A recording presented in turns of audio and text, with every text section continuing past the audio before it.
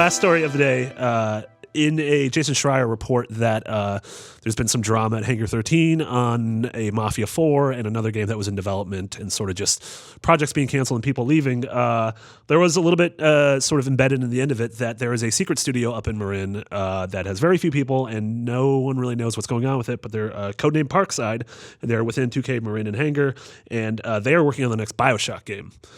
The quotes were, quote, if anyone from Hangar 13 tried to strike up a conversation with those of us at the studio, they'd say, oh, we can't really talk about it. It was all very tight-lipped, and the issue is that they don't have a lot of people. They said that they are trying to be really smart about figuring out what this core thing is.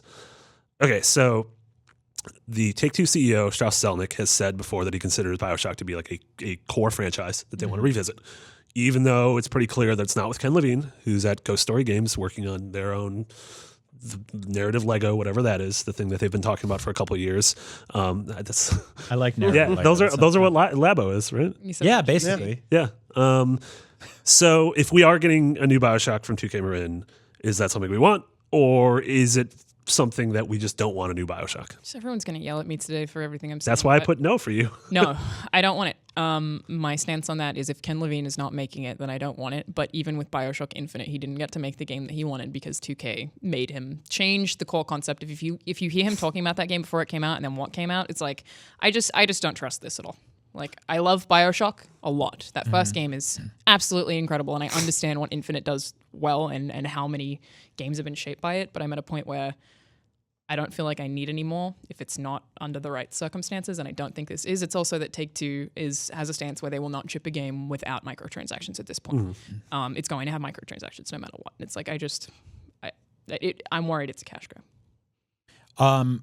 I would be completely for like a just very, very, very stark reimagining of what this series is entirely. I think that it lost its way. I think it lost its way by the second one, honestly. Same.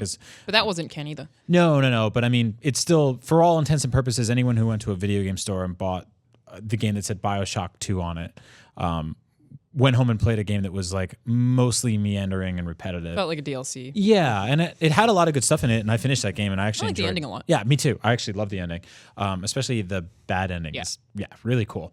But I think that like the idea that like it's a futuristic city gone awry where there are good guys and bad guys, and some of them are robotic in some weird way. I think there's something cool to that. I think the buying drugs from the vending machine thing and fighting like 1950s back.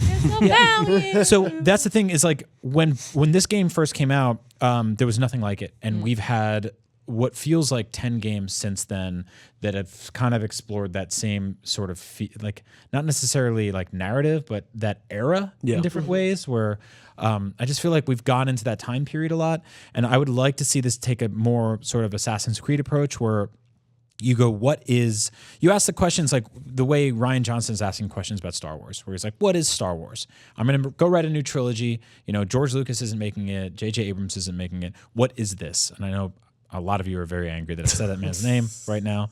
I'm sorry. Hey, I said I didn't want a Westworld Season 2 or a new BioShock. Well, you know, you and I can share the hate this week.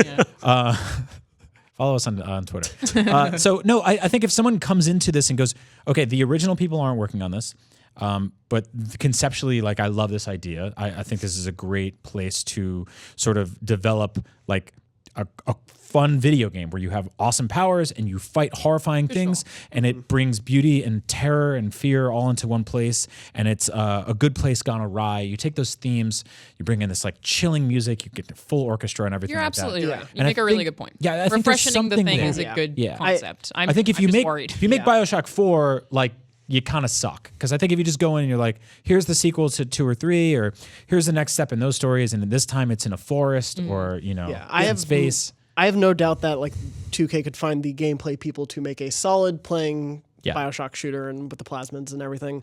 My concern would be, I'm sort of mixed of it because I love BioShock so much and really do want more of that universe. But for me, what matters is telling that story of a city gone awry, whatever sort of generation they want to put it in. But also so much of it to me is like the nature of storytelling is embedded in those games, whether it's the twist in the first BioShock or the end of BioShock Infinite and things exactly. Like there's so much on the commentary of just telling stories and how that process. And to me, that's a core thing to say as part of a BioShock game, and I don't know what there is to say. I need to know what the person behind that is saying. That was just a small piece of Beyond episode 540. For the entire episode, head to our YouTube channel, which is youtube.com/IGNBeyond, and be sure to like and subscribe. Thank you.